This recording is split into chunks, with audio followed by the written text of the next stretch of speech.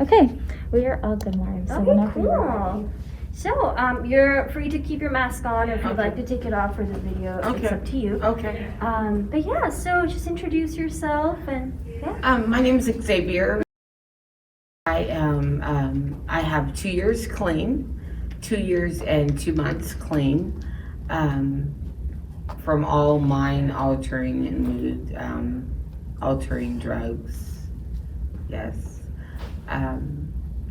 Homeward Bound has been there for me. You guys gave me tools that I didn't. I had tried other recovery centers and nothing seemed to work until I went to Homeward Bound. When I got to Homeward Bound, I was desperate. I was broken. I was on a relapse that took me. I was desperate at that point. I really was, and I needed some help. And you guys were there for me. Yeah. So you said you'd been to other recovery Uh-huh. centers? Yeah. So what was different about Homeward Bound? I think Homeward Bound didn't discharge me to the street, and that's what I needed. A lot of times the other ones would say that they don't discharge to the street, but they really do. I felt like I had no one. After Homeward Bound, I still felt a connection. I still get my medication. I still get my therapy. So you guys are like a one-stop shop. And that was everything to me. Yeah. And you keep coming for And I keep coming back for my therapy and for my medication. And your customer service is just wonderful. Even though I knew that I had to stay clean for myself and for it was like you guys just were little angels, and you guys always have supported me through the hardest times of my life. Can you speak a little bit about like when you got to Homeward Bound? What was that like? Your Um, interactions? Well, the Homeward Bound, I mean, when I got there, like I said, I was broken and I was desperate. But you guys were there. I went through the crisis center, not knowing what the crisis center was. I just knew that I needed help. I think you were full on your inpatient beds, but I went through the crisis center, and when I got there, it was a nurse who met me there, who walked me through it. I was able to sleep probably for about 5 days so that I could rest up because I had been on a long run. And you guys just nurtured me through it, and I was just wowed by you guys. Yeah.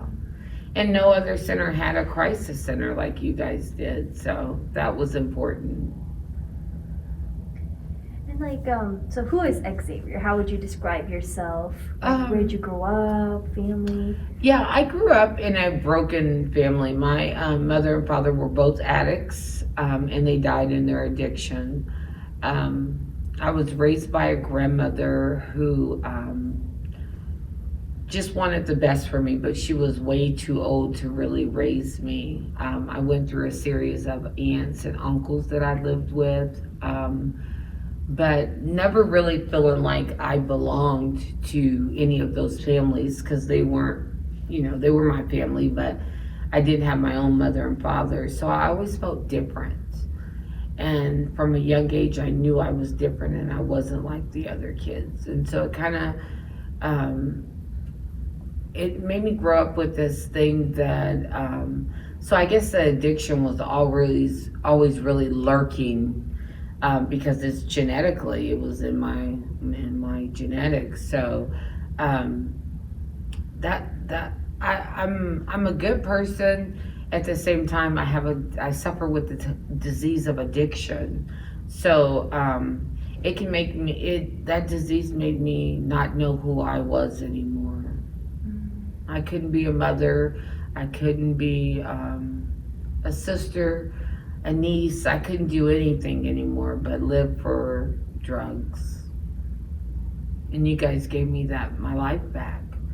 I'm now working for a homeless one of your community partners, a homeless shelter by the name of Austin Street Center. I go to work every day. I have my children back in my life. So many different opportunities now that I've gotten like 3 promotions within a year's time, all because you guys gave me back my life. So good. Yeah. So what do you think helped you through it all the challenges? All the challenges, I think, just the support from you guys. I had to have. There was times that you guys helped me financially when I went to sober livings, and couldn't pay for them. The medication at no cost to me, that helped me because I didn't have an income. And the therapy. My counselor, Kimberly, is the best. We do Zoom meetings and we talk a lot, and it is just giving me an outlet, to express myself and be who I am. And Kimberly is great. Great. She is. We love her. Yes. We love She's Kimberly. so funny. She's so funny. I love her. But yeah, she gives me also the energy. Her high energy lets me know that I can do this. She's never suffered with the disease per se, but she understands it, and that's what I love about her. Yeah, absolutely. And how do you feel about where you're at now? Like, what do you do on a daily basis? My caseload consists of people with substance abuse, ironically, but I love helping women just like me, So I'm a case manager at the Sisterhood program, and it's a group of women that are suffering with mental.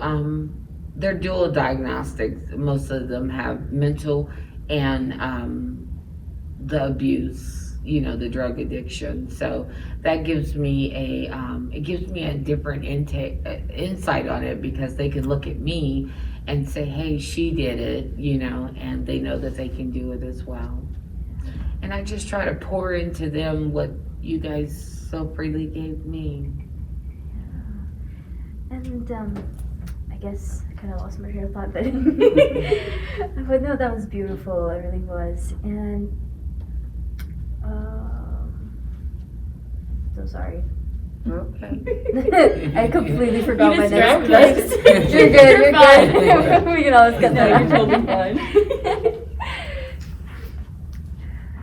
But yeah, so yeah, tell me about your family. You said you have kids. I do. I have 3 children. I have a son that is 25, a daughter that is 21, and a 13-year-old. And they are just lovely. We're in the process of working on all of our relationships and repairing them. Like I said, it's been a long 2 years. But, I had to accept some things. I do work the program of NA.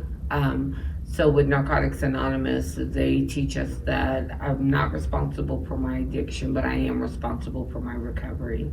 And so my children go to meetings with me. They're very active in my life, especially my recovery life, and I love that. Yeah, I'm so glad to hear that. Yeah. You also talked about how, addiction is now being seen as a disease. Right. Do you think this was a recent change, and how has that impacted you? It's impacted me because now I know that I don't suffer with this moral deficiency. I had a disease, just like if I had cancer, or if I had diabetes. I'm receiving treatment for it, with going to meetings, going to therapy, getting my medication. Again, I think that I was always dual diagnostic as far as the mental health and the addiction. Those two run neck and neck there. So, yeah. And now that it's looked at as a disease, I used to go to jail for having this disease, because we commit crimes when we are trying to afford our drugs, and now it's kind of looked at like, well, it's not your fault, let's get you some help and treatment, and then we'll, So I just recently got off of probation that I've completed. So it's just really feels good to give back to people that need me like I needed someone.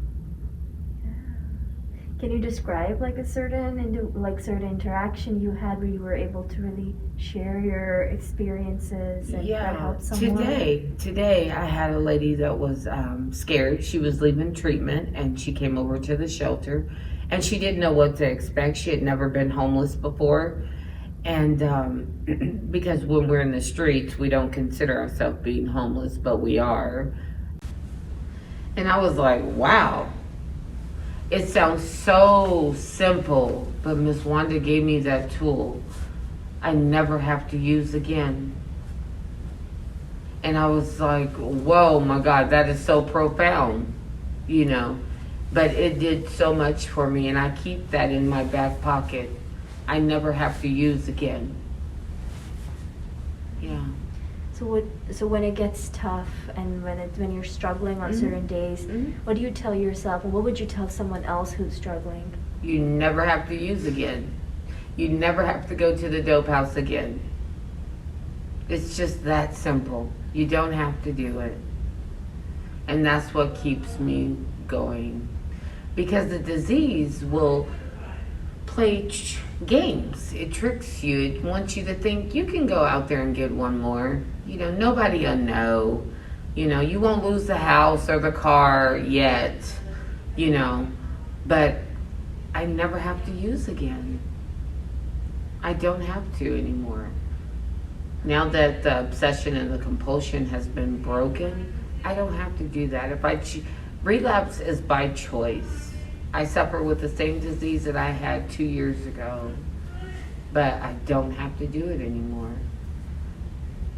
Thank you. You're right. It's something simple, but something so simple. Yeah. Okay, and I think you really covered almost everything. But is there anything that you'd like to share? Just that there's hope. There's so much hope out there for people that are suffering with this disease. You don't have to suffer in silence. There are people here to help us and to help you and get the help that you need.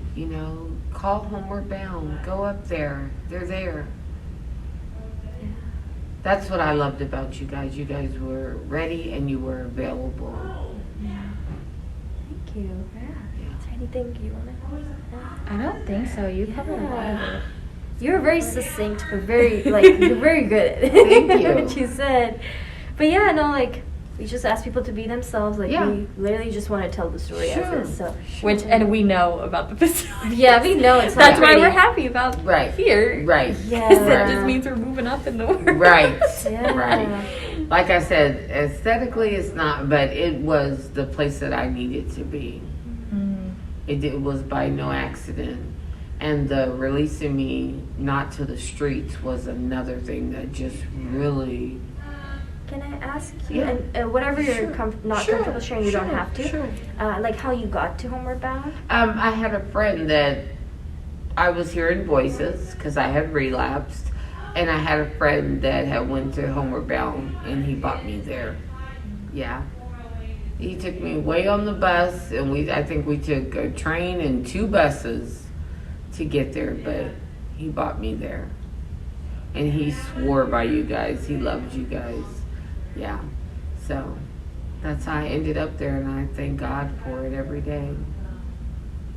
It's beautiful. All right. Thank you so much. Thank Xavier. you. Thank you. Thank you. Great. Thank you.